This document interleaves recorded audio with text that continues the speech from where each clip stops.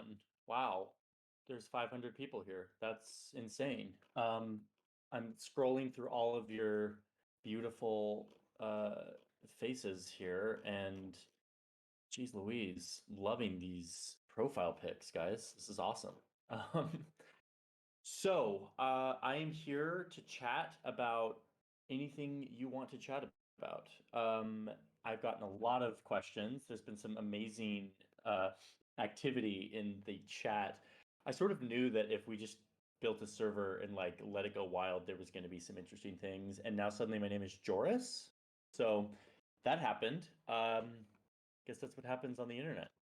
So Anyway, the rules of today are the following. I want to actually hear your voices for those who actually want to ask me questions. And with this, we can basically put you on stage and you can ask me questions. So if you are interested in asking a question, you can drop it in the questions channel, and then you have to make sure to raise your hand. Okay, there's already 14 people who have raised their hand. You can see it in the, oh, I see more. Now there's 20, now there's 25, now there's like 50. Geez. Okay, you have to raise your hand if you want to ask a question. Jack, who is here with me, is going to call on you based on if you have asked a question in the questions tab and you've raised your hand. Jack will call on you and you will come forth and you will ask your question, and I will answer the question best I can. I've obviously not prepared for these questions because I'm going to be going in blind, so be easy on me, but don't be too easy. And then yeah, I guess the reality of this too, with now 612 people listening and 72 people raising their hands, I'm not gonna be able to get to every single question. Okay, so just I'm gonna do my best in this hour, and we are going to get as far as we can. So thank you all for being here, and let's get started. So, Jack, who is our first question? Hey everybody. Just to add on to Johnny's thing real quick, if you're in the questions text channel, if you react with a map emoji to a question that someone else posts that you want answered, that will stick out to me. So there's like a much more likely chance that you will get to ask your question. So if you see questions that you like, add a map emoji to them. So Johnny, I have a question from a user named Beige Duck. Cool name. Scrolling. Love it. Yeah, right. I'm scrolling through these. Beige Duck, if you're in here and you want to ask your question, raise your hand. We'll invite you up. Beige Duck. Here's Beige Duck coming in hot. Hey. My question was that if you had to live outside of the US, but you couldn't go to any of the top 3 countries you'd most like to live in, what country would be number 4? Oh, wow. I love that very specific question of like, what's the fourth most desirable country for me? So not Switzerland, not Japan, man, and like not what I'm trying to think of my third. I think, I have been very fascinated with and not Italy, so I can't go to Italy, Switzerland, or Japan. Um, and I had to live outside the United States. I am very interested in living in Sweden. I've been for the past like 2 months, I have been trying to get a stove from Sweden. I don't know if you guys have seen me on the internet, like asking like who lives in Sweden who can help me get this stove for my new house.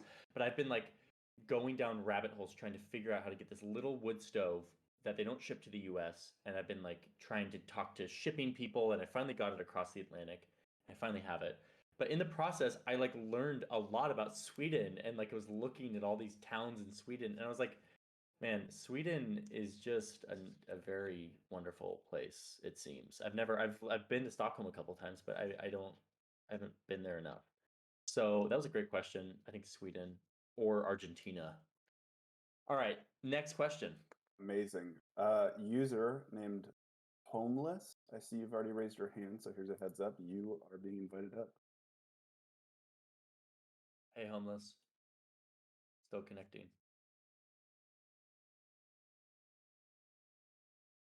Any minute now.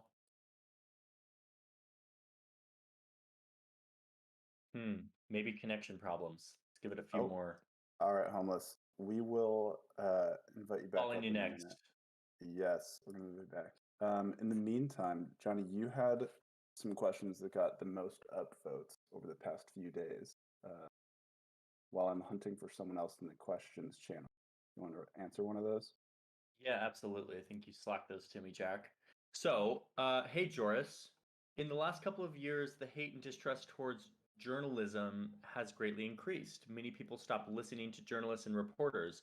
What are your thoughts on this phenomenon? Okay. That is a great question. Journalism. Holy smokes. Yeah, so there's a giant distrust in not just journalism, but like all authoritative institutions. And at the same time, there's also this reality of news being like worse and worse, like way more entertainment, at least here in the US. I can't speak for like what news looks like in Slovakia, but like at least here in the US, uh, it's like a decline of information and news. And so I think there's a real precedent for this. I think it's actually I've felt less connected to journalists and like sort of like, who are you? Like, why are you the ones who are like telling me what to think? Uh, However, at the same time, there are journalists who are still doing such important work. Like at the same time as this all is happening, I also have developed a new appreciation for journalism and the fact that like if journalists don't do it, like who will? Who's gonna like actually look at these issues and actually like talk about them and air them out? So my mind goes in two directions on this, but I think we are in the era of truthlessness, and I think it is going to get worse before it gets better. Is the reality is like the truth? It doesn't matter, and facts don't matter, and people are like, even though the facts say this, I feel this, and therefore I don't believe the facts. I think that's going to get worse. And yet, I think the journalists who are doing the hardcore, real journalism, not just entertainment or clickbait, like, are very important and should continue to do their work. So, anyway, that was sort of a non-answer, but those are my thoughts. Next question, Jack. Do you have something for me? Amazing. Yes, I'm seeing a lot of people ask the same question, so I'm just going to go ahead and ask it for them. Okay. Are you still planning on making a How the US Stole the Philippines video? Oh, wow, that is great timing. Just yesterday, Jack and I said, "Hey, we should make a how the U.S. stole the Philippines video." So, and I was like, "Jack, go research this and let's talk about it in a couple of days." More and more, my process is uh, coming into a story once I've had someone help research it. I mean, for my whole career, basically, I've been like a one man band. The past year, I've really, really like like started to bring other people in to help me out. Jack being one of them, and yeah, how the U.S. stole the Philippines is like in full production and will be made in the next 2 weeks. So I'm very excited to learn more about that. Love it. Okay, Addison737. We are going to invite you up to the stage if you raise your hand. Addison, raise your hand, and if not, make sure we get back to homeless. I want homeless to be able to have another chance to connect. Hey, Addison. Hey there.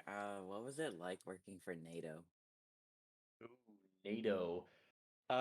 Surprisingly boring.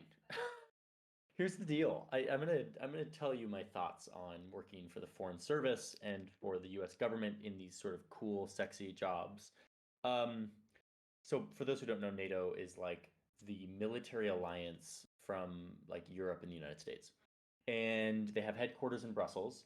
I worked for NATO for a semester of college as an intern, and thinking that it was going to be like, I don't know, tanks everywhere, and I would be like talking to military people and like doing military things. I don't know, like diplomacy meets like geo strategy. It wasn't that. It was a lot of boring meetings, really like esoteric policy discussions and meetings.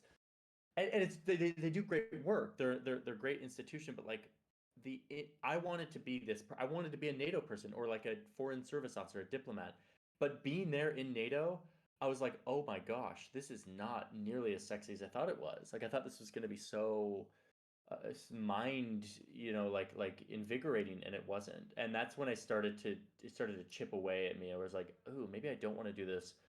I want to like make videos. And like so I kept my international relations education up, but NATO was like the first chip in the armor where I was like, this actually isn't as cool as I thought. Though there were some really cool moments, like sitting there with all these different countries in a big room. And there was one day where my boss was like, had to leave for something else. So I was like the representative of the United States, like in this roundtable discussion. It was like about like disaster preparedness. Like it wasn't anything like super cool, but I was like the representative of the US sitting there with like the United States like plaque in front of me with like a little microphone.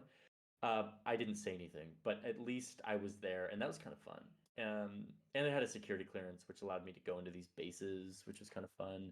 So there were definitely upsides, but I learned what I didn't want to do by working at NATO as opposed to what I did want to do, which is thank goodness. Thank goodness I'm not a foreign service officer and I make videos instead.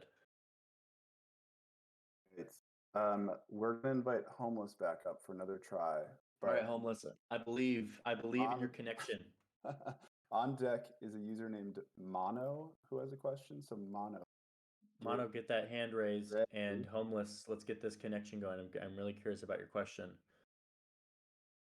Okay, can you hear me? Yes, we did it. Hey, Let's homeless. go. Okay, so here's my question. Out of all the different Vox borders and different stories that you have told, what are the most influential to you as a person or to you as your career? This could be from your diet to the Indian border. I love what you do. I'm always interested. Thanks so much. Oh my gosh, great question. Thanks for the enthusiasm. So yeah, I've done a lot of stories, and each of them has left a different mark on me as a person and on my perspective. Oh, where to start, man? This is a big question. So the first one that crops out is like the one I think about once a week. Like there's a story I think about once a week because of the experience. Um, it was Nepal I told this fixer in Nepal. So a fixer is like someone who like helps you figure stuff out on the ground. Like when I'm like going to Nepal, I need a fixer to like how do I get to this border? How is it safe? All this stuff. I get in touch with this fixer and I'm like, hey, I need to get up to the border of China and Nepal and back and flying back to Washington, D.C. in 7 days. And he was like, literally impossible. Like, you can't even get to that elevation, which is like 15,000 feet, 5,000 meters. You can't even get to the elevation in that speed, like safely, because like you have to go up elevation. And I was like, no, I have to, because like my son was starting school. And I like had to be back because I felt I was such that whole summer I'd been filming Borders and I wasn't around. And like I felt really guilty about it. So I was like, I cannot leave my family. So I fly to so he was like, listen, I will as soon as you land in Kathmandu, we will fly you to one town and then we'll helicopter you to another one, and then you'll take a jeep. Well, I did fly to that first town, but flying to the second town, there was fog like over the mountain, and they're like, no, no helicopters, no anything. Like you have to drive.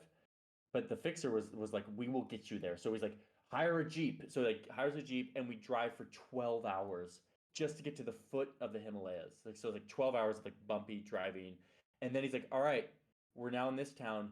We have like we're gonna sleep here, and then it's like another 15 hours of driving tomorrow to like get you up into the mountains. And I was like, holy crap. So it was 15 hours of the bumpiest. And I don't bumpy like you can't even imagine. Like the car is like shaking back and forth like the whole time. And while I was on this trip, I was editing the Arctic episode of Borders, which was episode 2. I was animating all the maps. So I was sitting there with my laptop and all of these power chart like banks that were like charging my laptop. Like I had like 5 power banks so I could like have constant power. And I was like in After Effects like not even able to press the buttons on my keyboard because it was so shaky. I would have to like look down. I'm like, I need to press like L, and I would like gear up to press it. Then I would like go down and barely press it, and like each keystroke was incredibly arduous. Anyway, I made it all the way to the border after like 3 days of flying and driving, and it was like a different world. I was like, oh my gosh, I'm here. Like I'm here in this beautiful place. and talking to these yak farmers, these yak herders, nomadic people. That it was otherworldly for me. I was like, what is my life? Like, what is happening right now? So that I would say that has left the biggest imprint. And then I would say the one that left another really big imprint on me was Haiti, Dominican Republic. Just being in this place, seeing these two countries, how they were treated differently by colonial powers, and how that basically created their destiny. It just was like, wow, like colonialism, like literally shaped our world. Like that is just like our entire world was shaped by like Europeans between the end of the 1400s and like the 1800s. Like that is our entire world, and that was pretty intense for me to like really see that in the human version of that. So those are two amazing stories that really left a mark on me. Good question. Amazing. Okay, Mono, you are up. Just have to say, we have so many requests to speak that the Okay, I'm gonna be keeps way freezing. quicker. Sorry, I'm gonna be No. My literal tab of the request keeps freezing. So many people are entering. gosh. Okay, Mono, you are invited up.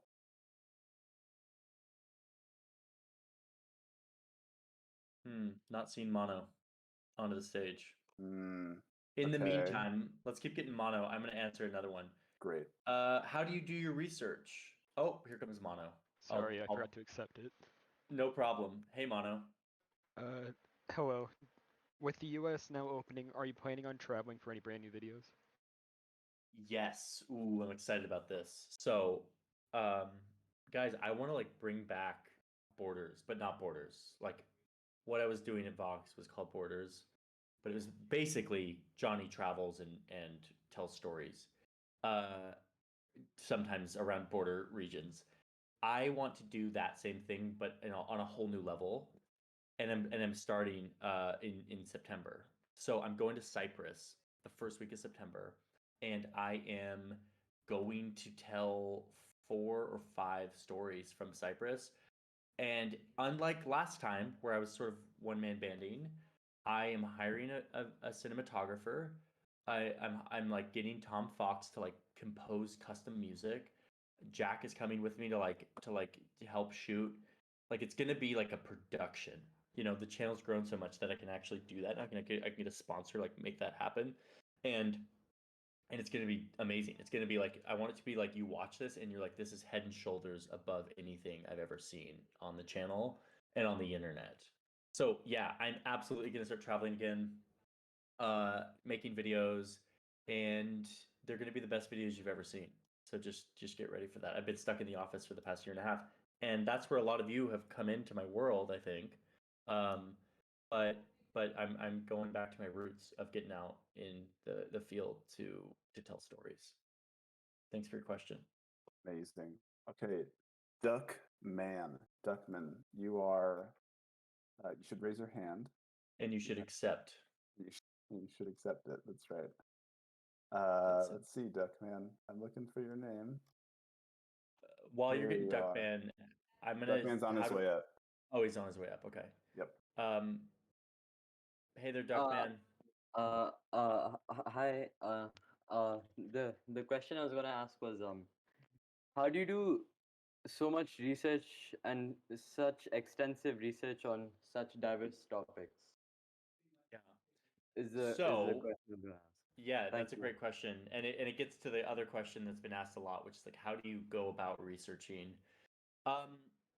The answer, especially with the diversity of the topics, is just genuine curiosity. There's a lot of I get pitched on a lot of stories that I'm just like, this is interesting, but like I'm not stoked on it. Like for some reason I'm not like super interested in it. But then there's some topics like what happens to your body in cold water? Where I'm like, yeah, what does happen to your body in cold water? And I'm just like fascinated by it. And I start to just honestly, research is I don't have some secret place I go for research. What I do is I literally read Wikipedia articles, and then I go into the sources and I read the original sources. I read news articles, and you're talking to a guy with like deep dyslexia. Like I'm not very good at reading, and so like reading is not easy for me.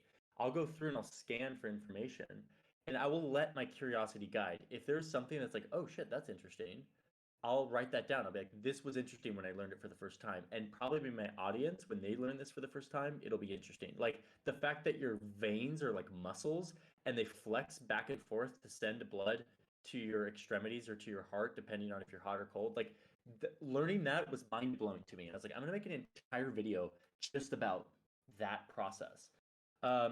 So, and then, as I mentioned, more and more, I've been when there's a topic that I'm interested in, I now have a growing team of people, Jack being one of them, who I asked to go do some research and to like go get all the facts, to go find the timelines of how things are like with Cyprus. I'm having Jack just like construct an entire timeline how Cyprus came to be the way it is. More and more, and same with editing. I used to edit every one of my videos, and now I don't.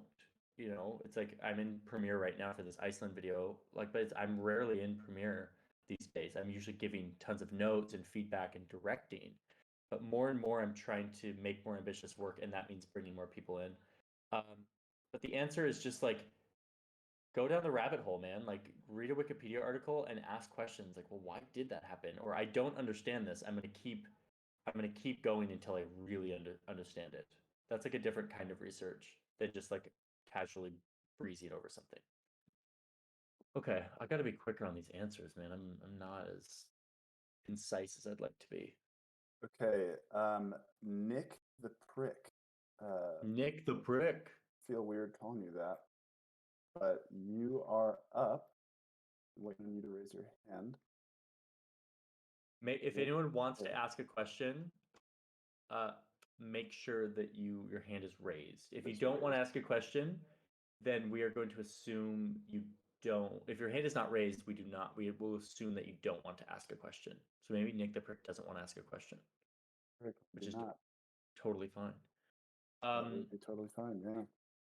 Yeah. Tough, Nick. I'm not seeing you, Johnny. Do you have another question? I have some other ones. So what's your advice for young people who feel like the world is becoming a worse place by the day?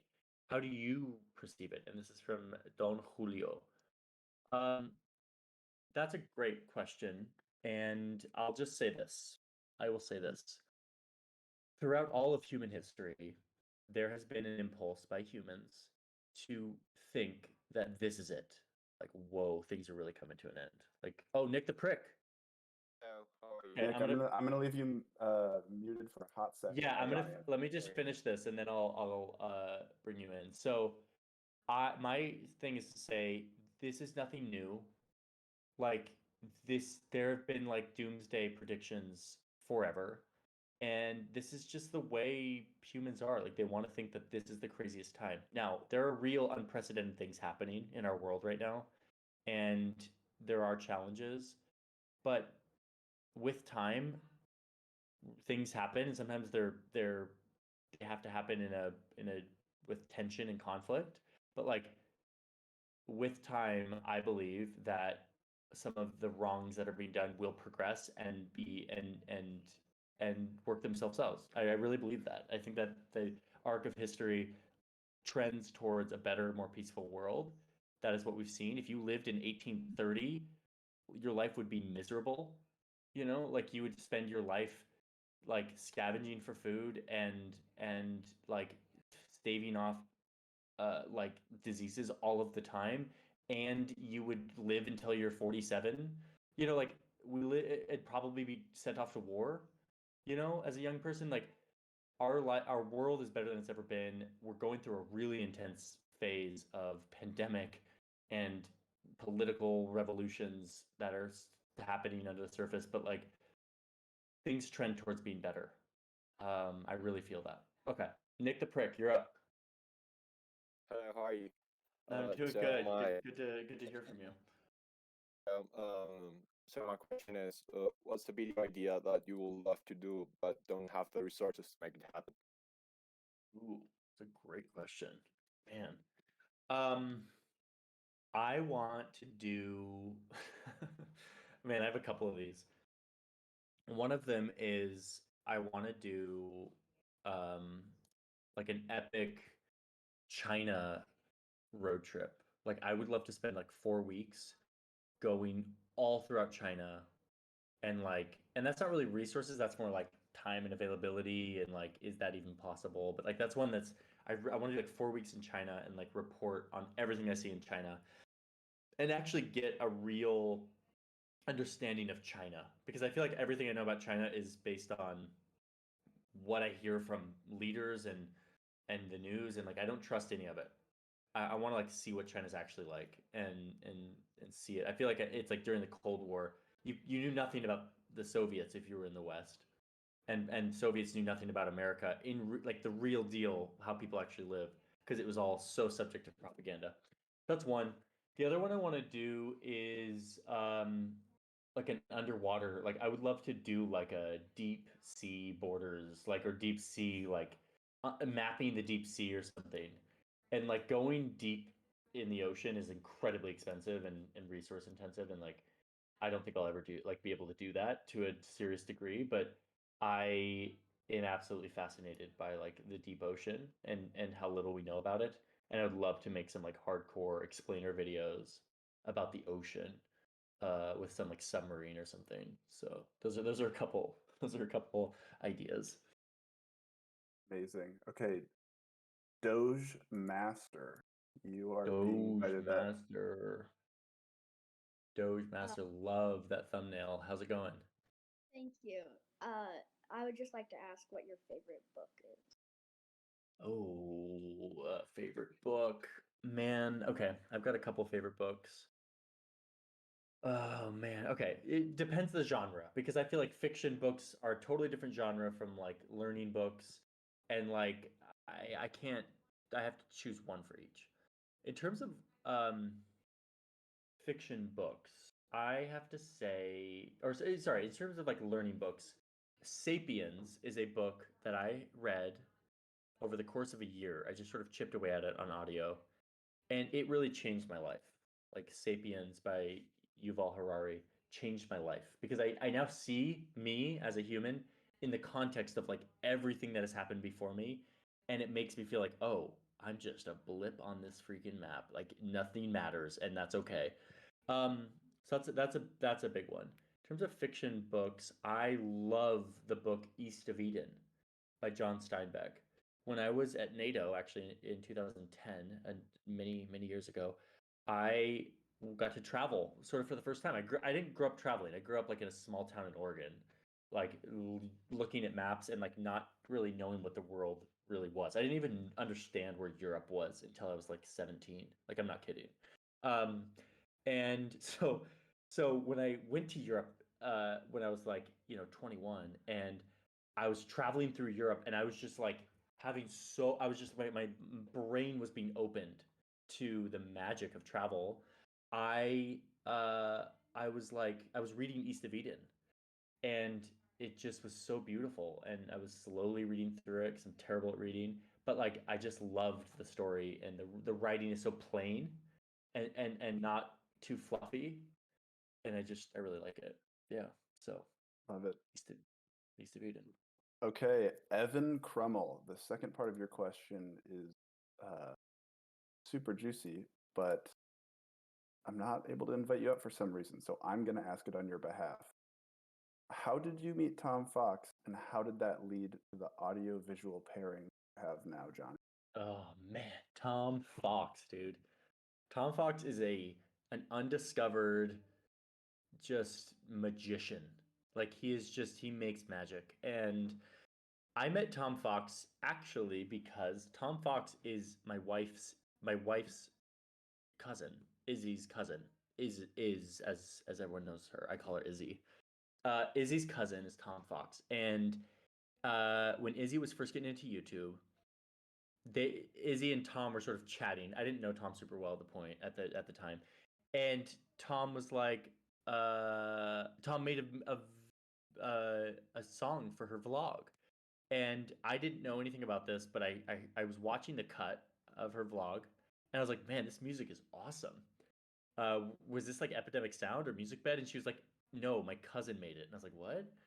So, and she goes, and he made it on his girlfriend's laptop using GarageBand, like the simple music production software.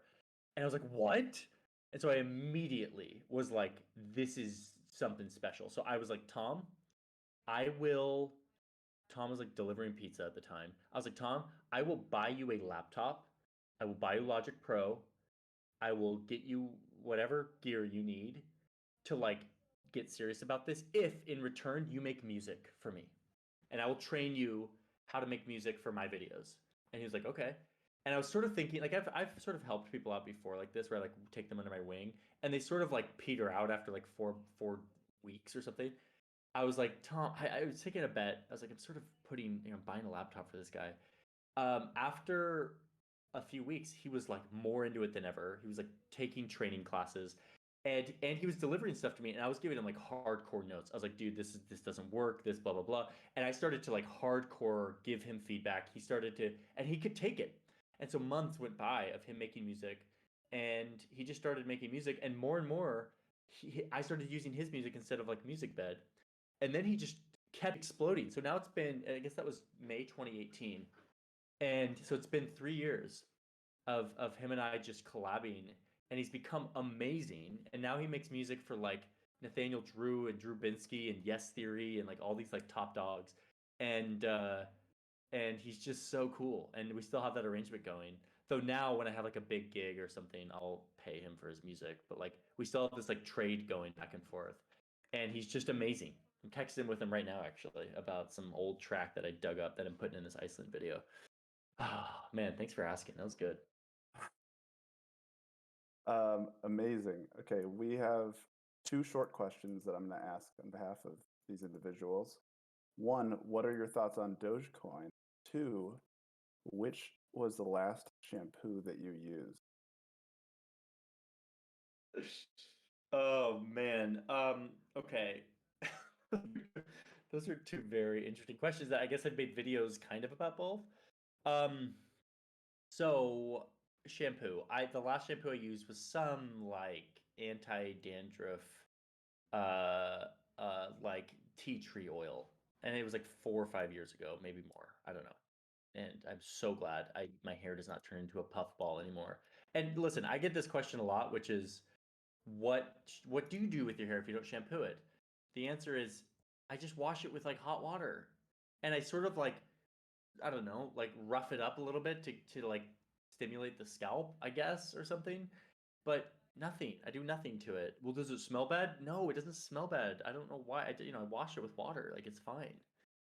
So maybe we just are so used to our hair having to smell like freaking chemical flowers that like we think that if it just smells like normal hair that it smells bad. But anyway, Dogecoin, I have no idea other than like there are so many jokey, memey financial things happening right now that are real because enough people think they're real. And that's literally our entire financial system. If enough people are on board, the mass psychology of humans is like, well, we value this and now there's money in it. So I believe that we are seeing a breakdown of traditional valuing systems. Dogecoin, uh, NFTs, meme stocks, like GameStop, AMC are all an expression of like we have to learn. It's like a disruption in like how we used to value things, and it's almost like shining a light on how arbitrary it can be. And so I think we will see a shift in some way. I don't know what it's going to be, of like, oh, like institutions don't have to value things anymore. Like we're going to find decentralized ways of doing it. And Dogecoin is just one of many expressions. I think in 5 years, no one will remember Dogecoins in the same way that we don't remember CryptoKitties today. CryptoKitties were huge a couple years ago. Now they're worth like $2. I think these are all just like fun expressions that come and go. But I don't know, dude. I don't have a hot take on this. Like, this is not my wheelhouse. So this is just me guessing and pontificating. Yeah. Here is your wheelhouse. Not Fool D has a question about international relations. So Here we be go. welcomed up. I'm ready. Hello. Can you Hey hear me? there. Yeah, I hear you great. How's it going? It's all good, thank you. I want to know, when do you have a realization to get degree in international relations? So was it a sudden process, or maybe it come from childhood, or I don't know. That's a good question. The true story here is that I was a film major. I was really into like film, and then I went to the film program at Brigham Young University, and I was like, man, this is not like they don't even let you hold a camera until like fourth year, and I was like, this is not what I want to do. So I actually then went on a Mormon mission for 2 years when I was 19, and I was on a bus in Tijuana, Mexico, looking at a catalog of the different degrees, like the different things you could study at BYU, and I saw international relations, and I was like, "That looks cool because it says international, and I want to travel." Like that was basically it. I was like, "I like international things." I had no idea what international relations was. I just knew that it had the word international, and that's why I chose it. And then when I got into it, I was like, oh, I like thinking about countries and why countries behave the way they do and why power works with different countries and why conflict happens. And so it was sort of accidental, but I ended up enjoying it. And then that's why I went on and got a master's degree in conflict resolution. Because of all the things I loved about international relations, it was always the borders, the lines that I was like, man, I'm obsessed with this, like lines. And like, why do we draw these lines and what happens at the lines? And like, that's conflict. Like, we draw borders because of conflict. And so I just have always felt, I don't know where it comes from. I think my time in Mexico maybe contributes to that. But I've always been drawn to maps. And I think I just naturally enjoyed that. And luckily, I've been able to turn it into a job that allows me to do film and international relations.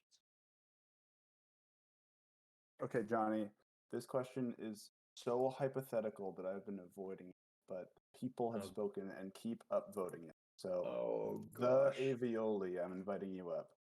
Oh, no. Hey, Johnny, how are you? Hey, how's it going? Yeah, yeah, it's very good, thanks. Yeah, so my question was like, it's a two-parter, but just I'm going to ask the first part. Like, the World War II was a great tragedy, but what would have happened if Hitler had, invaded UK rather than USSR? And same with Pearl Harbor. Like, would the trajectory of the war change? Like, something, different had happened? Man, these are questions in terms of grand strategy and uh, history. I'm not the best versed in this, so I can't give a super educated view on how things could have changed or been different. I do know that if the U.S. hadn't gotten involved uh, because of Pearl Harbor, things obviously would have gone quite differently. I think the U.S. in the Pacific obviously completely changed things, and then with the atom bomb, that obviously changed things as well. But I visited Normandy a few years ago, northern France, the place where D-Day happened, where troops from the UK and the US hit the beaches to take France back from the Nazis. And when I captured the scale of how much power was implemented to make that happen, it really made me realize how important the US was as an alliance, in the alliance. Now, had Hitler put all of his forces to the west instead of going east, yeah, that probably would have changed things. That probably would have changed things. I don't know to what extent though, and I would love to know more. In fact, Iz and I were listening to a podcast about World War II, and we're like, man, we need to know more about this. Like, this was the biggest war in human history, and I feel like I don't understand it like enough, like to be able to answer a detailed question like that. My dream is actually to make a map splainer that isn't super detailed. Like there's a bunch of hyper detailed every year of World War II, but a broad explainer of like here's all the big things that happened in World War II with like all the big players. You have like the Nazi regime, you have like the Soviets, and then you have like Churchill, then you have like the US and France, and then you have like how they're all playing around Japan. invades China, like that whole thing. I would love to do a map explainer that like really unpacks that. So if you guys are interested in that, let me know because I'm close to pulling the trigger on something like that because it's really interesting. Nice. Yeah, Okay. that's my non-answer. South Claus, you're being invited up, and Timmy, you are on deck after this. Okay, South Claus. Hi. Hey there. How's it going? Yeah, good, thanks. Hey, Johnny and Jack. Yeah, I love your content, and I have for a long time. Thank So, you. yeah, my question is about sort of the video journalism industry and sort of moving, like, how viable and possible do you think it is for someone with a non-journalism background who hasn't sort of studied it properly, quote unquote? I suppose you haven't either, really, because you did filmmaking. But how possible is it to kind of get from that to where you got to with like working with these organizations like MIT and Vox and stuff like that? Like I have a software background, but I'm kind of a jack of all trades. I've done all sorts over the years, and I've always kind of had this inkling in the back of my mind with video journalism and the kind of stuff you do. So I'm just wondering, like, your thoughts on like, you know, how mobile it is to go from, you know, one career to another. You know, and that's a great question, and the answer, I wish I had a universalized theory on this. However, I have a couple of thoughts, which is what got me into Vox wasn't that I was a journalist or that I had, even in my international relations background, like I got into Vox because I could animate. I taught myself animation and I had this hard skill that like they wanted. And and in fact, everyone I know, like who got into Vox sort of without a traditional journalism background had that. Like Alvin, what was my colleague Alvin was a data scientist, and like he had like the data and mapping skills, and like he got in to do that for Vox, and then the journalism came. Um, I think that hard skills and expertise in those skills is undervalued in terms of like how important that is, especially in universities. Like they don't really train people in that, and they're not really good at training people in that.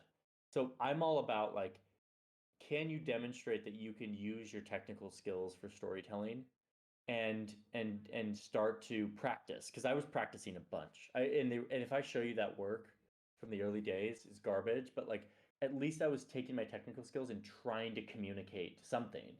And Vox saw that and they're like, oh, this guy's good at animating. He can use it to kind of explain things. But I wasn't writing anything. I didn't have any angles on anything. I was just animating what other people were writing. But in that process, I learned the art of journalism. And then I started writing and started to get cut down by Joss Fong, who would tell me all of the time that my scripts were garbage, and they were. And I learned a ton from having her give me feedback. But again, I led with that hard skill and the sort of seed that like this could be something bigger if it gets nurtured. And Vox saw that, and I really believe that there are a lot of, Now This or other sort of digital first publications that like are open to seeing talented people who have something to say, as long as they have a hard skill to like come in first. Because there's a million journalists who can write. It's like who has the hard skill to take interesting topics and turn them into something more than just writing. And I think that was the differentiator for me. So anyway, that's my answer. I think it's quite mobile if you're willing to put in the work of of doing a bunch of practice without getting paid and without anyone seeing it, and it's sort of garbage. Like I did that for years. It's very discouraging, but it's the way I got into my foot in the door. Hey, Timmy, you are welcome on the stage. Hi, Hey, Johnny. Timmy, or hey, Anakin. Hi, Johnny. I'm a sophomore in high school, and I've been really getting to your videos. They're really intriguing and interesting. And my question to you is, do you have any advice on what news sources are trustworthy? I'm sure we've all been told not to listen to Fox News or CNN or etc. And how do you find news sources that are unbiased and trustworthy and informative? Yeah. So I'll first say I don't believe in the idea of unbiased. I think every single news organization has something to say and has an angle on what they're saying. It's just a matter of how well they hide it and yeah, so that's my big thing. Every news organization will as long as it's being written by a human being, has some built-in biases, and I don't think that's bad. I think that's actually okay, as long as the biases are presented in an intelligent and generous way. So let me explain what I mean. I read The Economist. It's a weekly publication based in Britain, but they cover stuff all around the world. They have an angle. The Economist has an angle.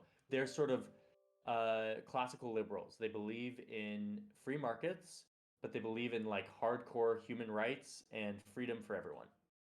And so they'll sort of sprinkle that in here and there, but they also make their arguments so clear and so evidence-based that you're like, okay, like you're laying it out on the table. Like you're telling me what you believe or what you think, but you're also laying out the facts, and I'm learning. And even if I disagree with the way that you, like where you ended up, I now have all the facts and I feel like I'm more informed. I'm learning how to think critically about the world.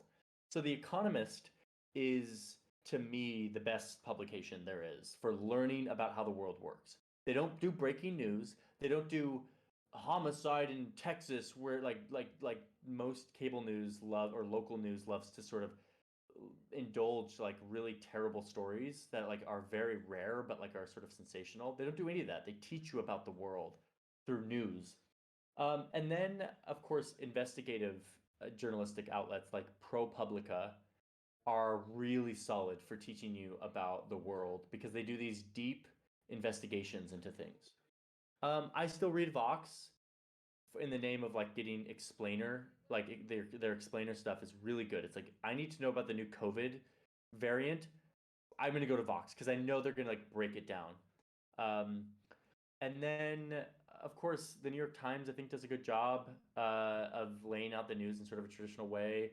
The Wall Street Journal, like all these sort of legacy publications. But my problem with them isn't that they're biased or whatever. It's that they are like just kind of boring. Like I don't learn about the world as much. I sort of just I don't know. It feels very legacy to me. I want someone to teach me in a way, like in the way that I do on the channel. Like I want someone to like give me some juicy new information about how I can understand the world and not just report that a condo building fell down in Miami. And it's like that's important, but it's like that doesn't teach me about the world that a condo building fell down in Miami. Like I don't just spend every day reading the headlines about the search for missing bodies. Am I insensitive? No. Like that's not my local, it doesn't actually pertain to me in my life. That's a big issue. But because it's a big issue, does that mean I need to know about it all the time? Like I don't think so. Like I need to learn about like healthcare and like healthcare policy and education policy and whether or not taxes are going up and like why that matters and what makes a better society. And I feel like there are publications who do that better than others. I love The Economist. It takes a while, and I listen to it. I don't read it. I listen to it on the app, and I love it. I think it's just really good. That's my thoughts on news. Thanks for the question. Okay, Lorne, you have a question. You've been invited up.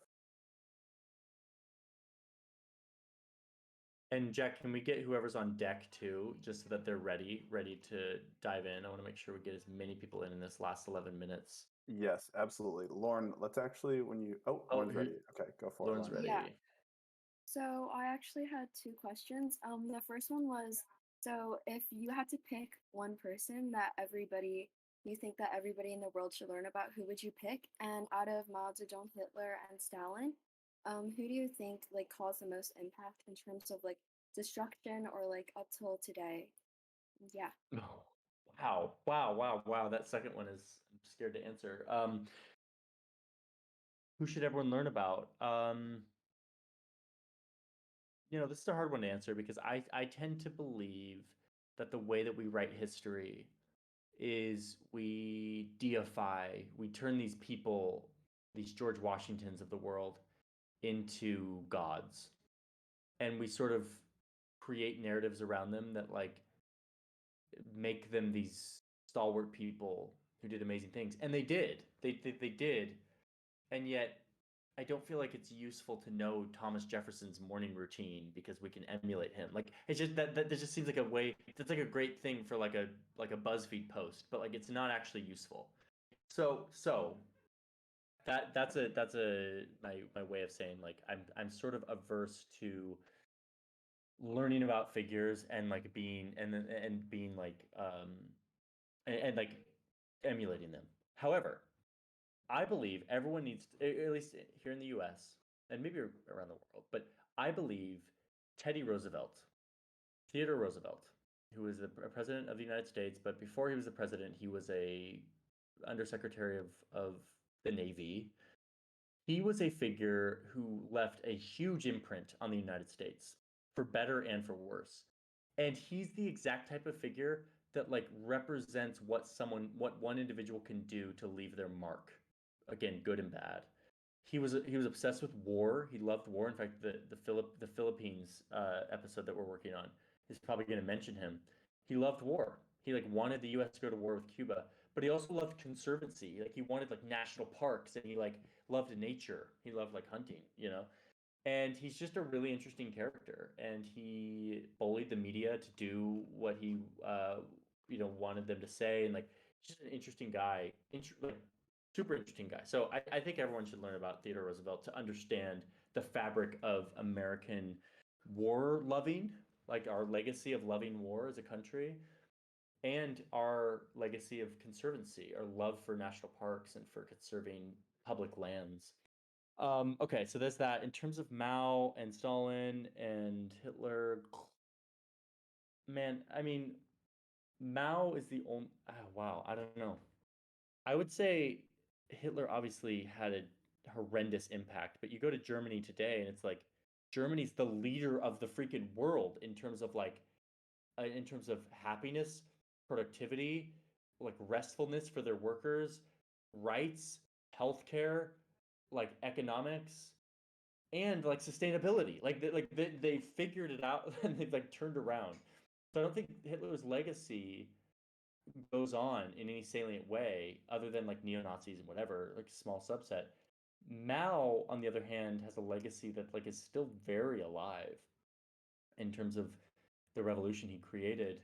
I don't know enough about China to be able to like really be able to assert that, but like I would say Mao, he did something huge, and the number of people's lives he affected and the fabric of that country that he changed is still like very alive and well today in China. I don't know.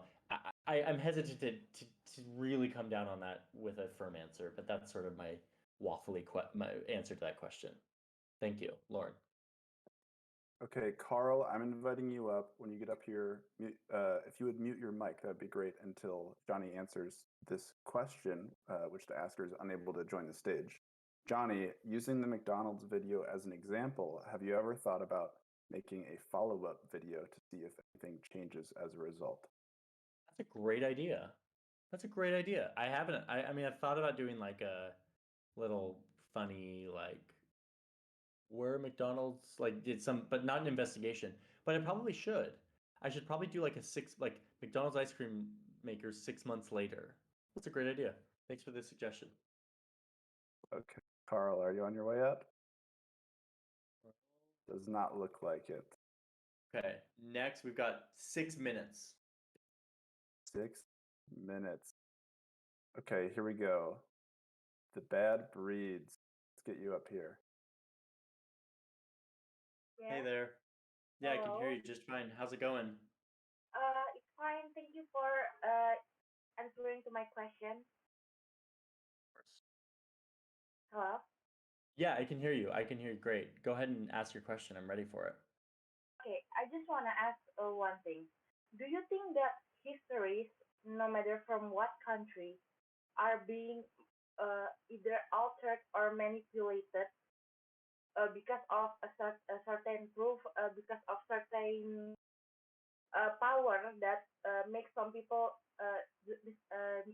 certain people should not be leader, for example, that certain leader A shouldn't be a leader because of certain proof, if that makes sense.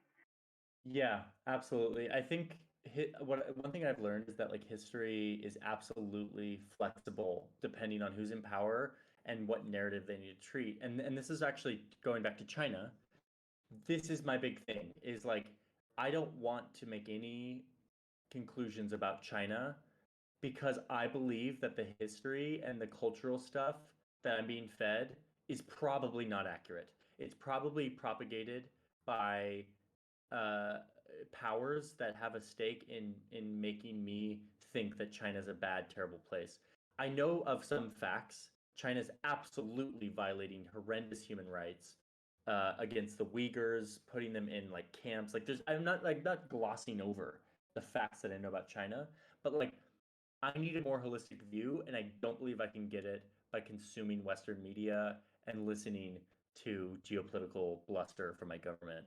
Um, so that would be the number one that I think is like history being controlled in the name of power. Um, yeah, but I think it happens all the time. Okay. Permit.mp4 has one question. Permit.mp4, love that name. Permit, you've been invited up. Hello? Hey there, Kermit. How's it going? Good, how are you? Doing great. Went downstairs, sorry about that. I Mm. came back just in time. Yes, I've been watching your videos quite a lot recently, like more than I was before. I've been a long time subscriber, but recently I've been watching them a lot more. I was Awesome. wondering, have you ever actually like used the information from your videos in like your day-to-day life? So I use it every single day because I teach my children. Like I'll go home. So my son Henry knows literally everything about cold and hot water. He's like, I'm getting into hot water. My blood vessels are opening up and pumping blood out to my fingers and toes. Like he gets it. And so I often will teach the kids. In terms of actually using it, I'll use it in conversation all the time. Like I'll be like in an interesting conversation with somebody and I'll sort of be like, "Oh, and actually Hawaii was was like completely overthrown by the US government because of these missionary banana farmers." I'll have these little nuggets that I can like toss out. In terms of like usefulness, um I mean, telescopes. I can use telescopes now. But yeah, this is a lot of like thinking about the world and having a better understanding of the world. And then I use it when I go speak. Like I'll go speak sometimes at conferences and stuff, and like all of my research and understanding about the world comes in handy in those settings, I would say.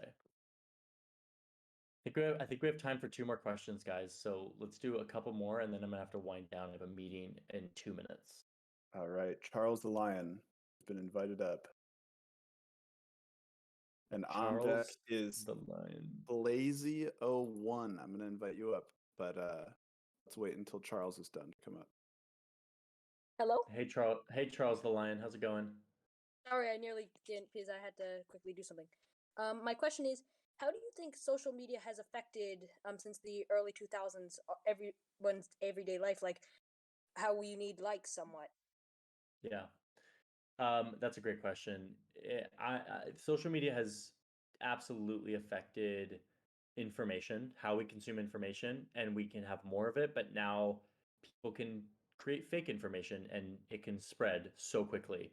I think it's also created a certain addiction to these stimulating attention machines called phones that I experience all the time. It's like I want to go scroll. Like scrolling is like this respite from my experience often to sort of numb. And I think it's really dangerous. I'm not going to be the naysayer or the decrier of like, it's the world is going to shit because of social media like that.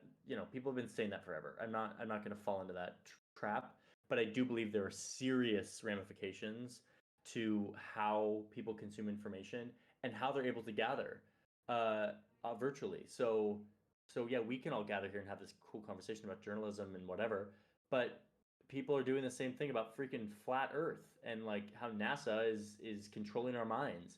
It's like that's not good. Like that's not good that they can all just be in this echo chamber and listen to each other.